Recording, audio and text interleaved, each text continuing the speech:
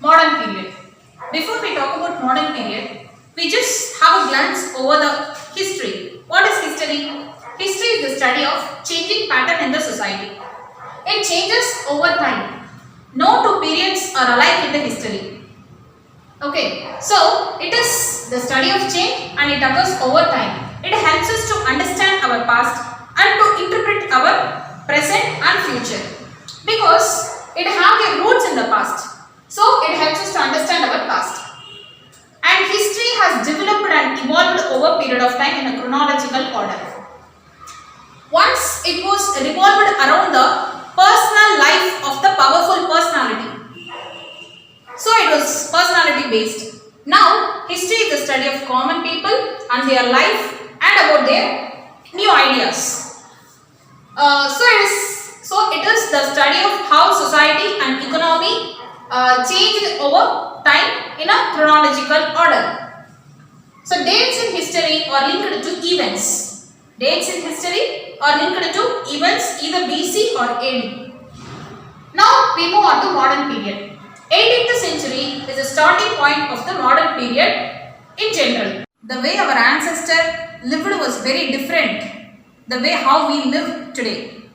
So the historians divided history into three periods on the basis of the classification on the past. So it is classified into three types: ancient, medieval and modern. 18th century is generally taken as the starting point of the modern period. So the characteristic feature of the modern period is scientific progress, industrialization, colonialization, urbanization. Was the modern period really modern? Absolutely no. The British treated India as a colony.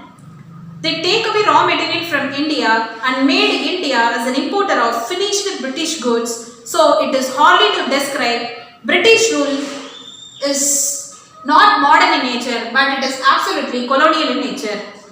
So our Indian historian call it as a colonial period instead of modern period.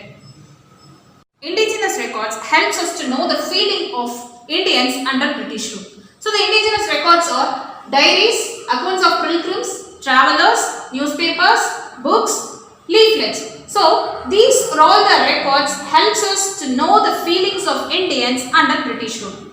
So these records were written in English and vernacular languages. So Dadabai Nauroji wrote Poverty and British Rule in India. It highlighted the exploitative nature of British rule in India. Newspapers such as Kesari in Marathi and the Maraka in English made people aware of the real intention of British rule. So it is hardly described modern period as modern. It is highly colonial in nature.